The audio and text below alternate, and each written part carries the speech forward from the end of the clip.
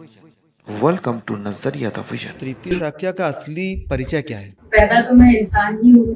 मुझे लगा कि मैं गा सकती हूँ। एक सिंगर के रूप में मुझे ईश्वर ने वरदान दिया। मुझे ये महसूस हुआ कि मुझे ये गॉड गिफ्ट मिला है जो सिंगिंग है। सत्संग में मैं जब गाती थी, जो सुनने वाले होते थे वो बिल्कुल भाव विभोर, किसी की आंख से आंसू छलक रहा है, कोई बिल्कुल मगन हो गया आंख बंद करके सुन रहा है, कोई बिल्कुल ऐसे नाचने को खड़े हो जाता था। तृप्ति साक्या कभी परेशान होती हैं तो उनको सुकून कहाँ से मिलता है? जो सिंगर्स होते हैं वो बिल्कुल एक्स्ट्रा ऑर्डिनरी होते हैं, मेरा ऐसा मानना है।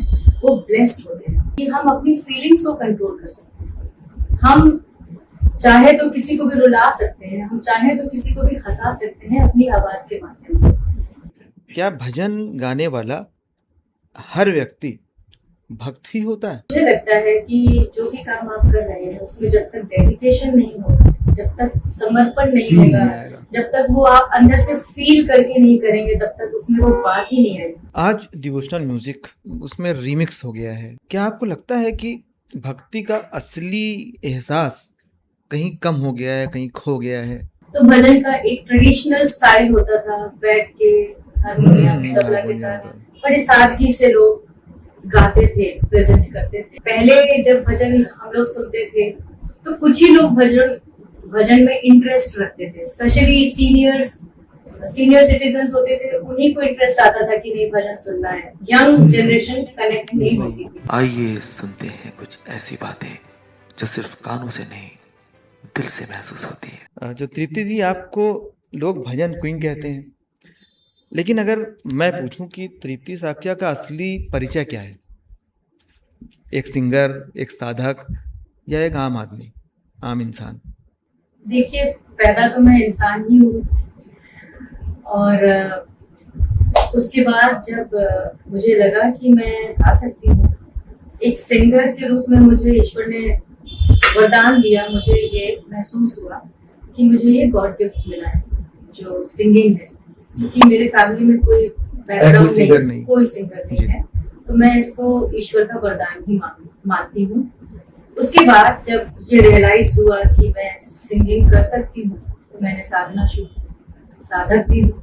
तो इंसान और एक सिंगर और साधक, बिना साधना के हम सिंगर बन नहीं सकते। तो साधना तो बहुत ही जरूरी है।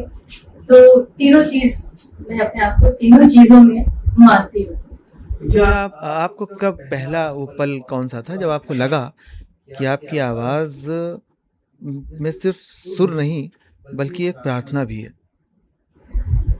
मैं जब गाती थी, जब मैंने शुरुआत की, स्पेशली जब मैं घर में गाती गुनगुनाती थी, तो मेरे पेरेंट्स को बहुत आश्चर्य होता था कि इतनी छोटी सी उम्र में कोई इतना परफेक्शन के साथ कैसे गा सकता है।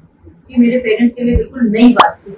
मेरे फादर इंजीनियर और मदर हाउसवाइफ, म्यूजिक का दूर दूर से कोई लेना देना नहीं था मेरी फैमिली में, कोई खानदान में।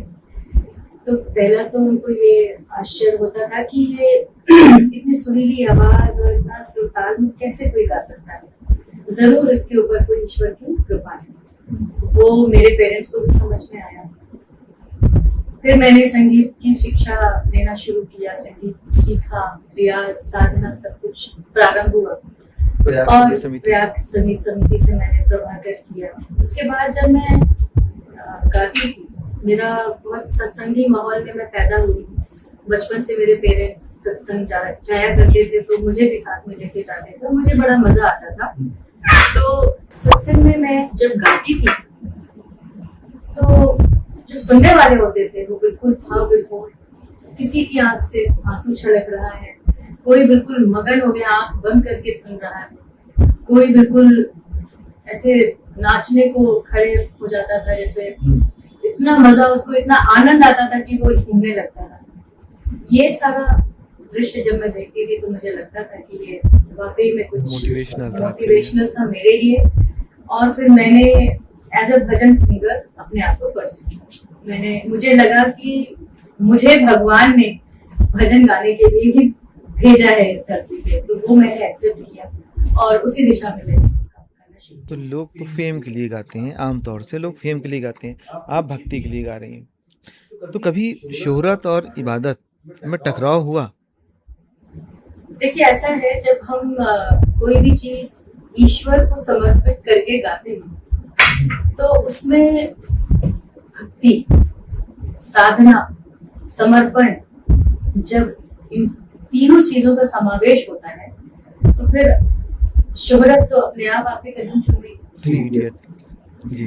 तो ये एक ईश्वर की कृपा होती है कि आपको अच्छी आवाज उन्होंने दी, अच्छा टैलेंट दिया, अब उसको निखारने का, पॉलिश करने का काम आपका है।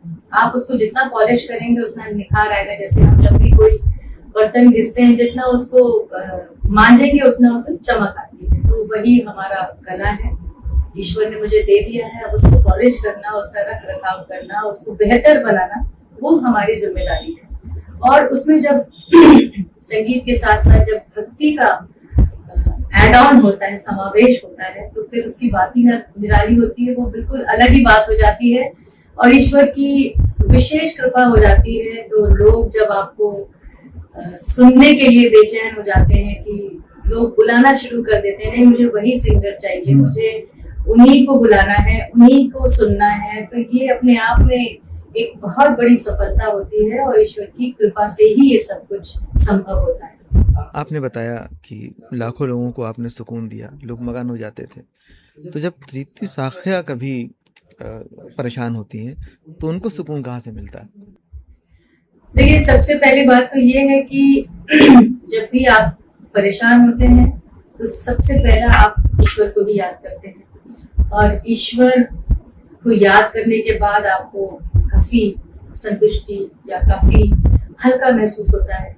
और मेरे साथ प्लस पॉइंट ये है कि मैं सिंगर हूँ, म्यूजिक है मेरे साथ, और जो सिंगर्स होते हैं वो बिल्कुल एक्स्ट्रा ऑर्डिनरी होते हैं, मेरा ऐसा मानना है। वो ब्लेस्ड होते हैं और ब्लेस्ड इसलिए कि हम अपनी फीलिंग्स को कंट्रोल कर सकते हैं। हम चाहे तो किसी को भी रुला सकते हैं, हम चाहे तो किसी को भी हंसा सकते हैं अपनी आवाज के माध्यम से। और ये कला या एक आर्टिस्ट में ही हो सकती है। एक्टर्स होते हैं वो भी अपनी कला के माध्यम से लोगों को हंसाते हैं, रुलाते हैं, और हम सिंगर्स भी अपनी आवाज के माध्यम से लोगों को कभी रुलाते हैं, कभी हंसाते हैं, कभी उनका मनोरंजन करते हैं अलग अलग रूप में। तो ये मेरे लिए एक ब्लेसिंग थी, मुझे एक अच्छी आवाज मिली, एक आर्ट मिला मुझे, और उसको मैंने संवारा, निखारा, और आज ये है कि मैं अपने आप में कभी परेशान होती ही नहीं।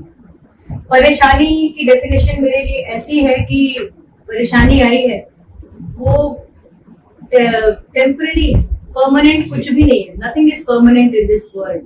तो जो भी आया है वो परमानेंट नहीं है, वो आज नहीं तो कल चला जाएगा।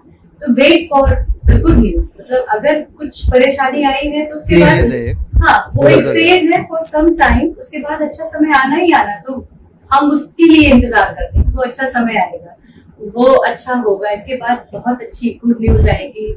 इस तरह का मेरा पर्सपेक्टिव है। तो मेरा मानना ये है कि हमको कभी नेगेटिव रहना नहीं चाहिए, हमेशा पॉजिटिव रहना चाहिए, चाहे कैसी भी परिस्थिति हो। जैसी आपकी मन की स्थिति होती है वैसी ही आपकी परिस्थिति बनती है।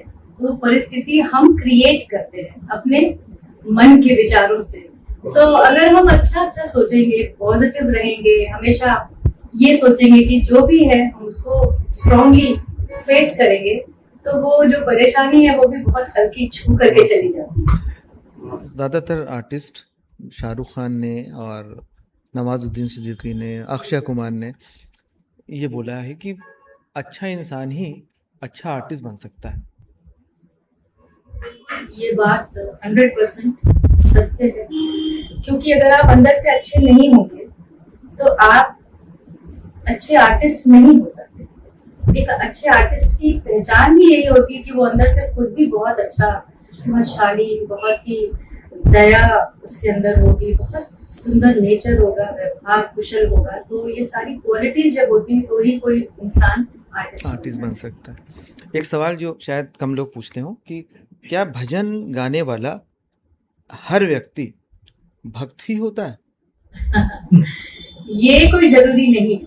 कुछ लोग एज अ प्रोफेशन इसको करते हैं, तो प्रोफेशन के लिए गाते हैं, नाम कमाने के लिए गाते हैं। लेकिन मुझे लगता है कि जो भी काम आप कर रहे हैं उसमें जब तक डेडिकेशन नहीं होगा, जब तक समर्पण नहीं Feel होगा, नहीं आएगा। जब तक वो आप अंदर से फील करके नहीं करेंगे, तब तक उसमें वो बात ही नहीं आएगी। इसीलिए जब हम लोग गाते हैं, जब ज्यादा अंतर मन से गाते हैं, भाव विभोर होके गाते हैं, तो सुनने वालों की आंखों में आंसू होते हैं, सुनने वालों के चेहरे पे मुस्कुराहट होती है, सुनने वाले भाव विभोर होकर नाचने लगते हैं, झूमने लगते हैं। ये आपका ऑरा है, ये आपका अंदर से जो आप फील करके गाते हैं, ये उसका नतीजा है। आज डिवोशनल म्यूजिक जो है वो उसमें रीमिक्स हो गया है, ग्लैमर आ गया है, कंपटीशन आ गया है। क्या आपको लगता है कि भक्ति का असली एहसास कहीं कम हो गया है, कहीं खो गया है? मेरा ऐसा मानना है कि देखिए, संसार परिवर्तनशील है, परिवर्तन होना अच्छी बात है। समय के साथ साथ हम सब को परिवर्तन करना पड़ता है चीजों के साथ। फैशन है, खाना पीना है, सब कुछ सारी चीजें। परिवर्तित होता है टाइम के साथ साथ। और आज का जो ट्रेंड है वो बहुत अलग है। आपने भी देखा होगा कि बहुत साल पहले जब भजन लोगों ने गाना शुरू किया था, तो भजन का एक ट्रेडिशनल स्टाइल होता था, बैठ के हारमोनियम तबला के साथ बड़ी सादगी से लोग गाते थे, प्रेजेंट करते थे। पर सब तो भी मेरे वैसे ही। अनूप जी, लेकिन फिर भी उनके साथ में साज हैं जो थोड़े हाँ। आधुनिक साज वो लेके चलते हैं। थोड़ा सा उन्होंने पैटर्न चेंज किया है, थोड़ा सा जैसे बातचीत करके गाते हैं, इंटरेक्शन करके गाते हैं, उसमें थोड़ा चीजों को रिमिक्स करके गाते हैं। तो उन्होंने भी अपने आप किया। को समय के साथ चेंज किया है, इसीलिए अभी तक आ रहे हैं। तो ये परिवर्तन होना अच्छी बात है, क्योंकि पहले जब भजन हम लोग सुनते थे तो कुछ ही लोग भजन में इंटरेस्ट रखते थे, स्पेशली सीनियर सिटीजन्स होते थे, उन्हीं को इंटरेस्ट आता था कि नहीं भजन सुनना है। यंग जनरेशन कनेक्ट नहीं होती थी। पर धीरे धीरे जब चेंज हुआ म्यूजिक का स्टाइल, भजन का स्टाइल, सारी चीजों में जब आधुनिकता आई, जी। तब यंग जनरेशन का भी उसमें इंटरेस्ट जागा। जो मैंने जब ईयर 2000 में कभी राम बनके श्याम बनके गाया, बहुत मशहूर है आप। वो नॉर्मल उस समय जो भजन चल रहे थे उनसे बहुत अलग था, बहुत म्यूजिकल था, फोक बेस्ड था, कुछ उसमें नयापन था। उसका पॉपुलर होने का रीजन यही था कि बहुत ही सिंपल लिरिक्स, कभी राम बनके कभी श्याम बनके चले आना प्रभु, वेरी वेरी सिंपल लिरिक्स, मतलब इजीली किसी के भी जहन में वो बात बैठ जाए। इस तरह का सिंपल लिरिक्स, सिंपल ट्यून, फोक बेस्ड और म्यूजिकल पूरा, तो वो बिल्कुल नयापन था उस दौर के हिसाब से। नया लोगों को लगा, सुनने में अच्छा लगा, मधुर लगा, इसीलिए वो पॉपुलर। तो आधुनिकता हमेशा किसी चीज में, हाँ, आधुनिकता अपने एक दायरे में हो तो अच्छी लगती है। आधुनिकता अगर दायरे से बाहर चली जाए, बहुत लाउड हो जाए, डेफिनेटली फिर वो चीज अच्छी नहीं लगती, चाहे वो भजन हो, चाहे वो गजल हो, चाहे वो कोई भी शैली। फिर मिलेंगे एक नए मेहमान के साथ, एक नए नजरिए के साथ। तब तक ख्याल रखिए।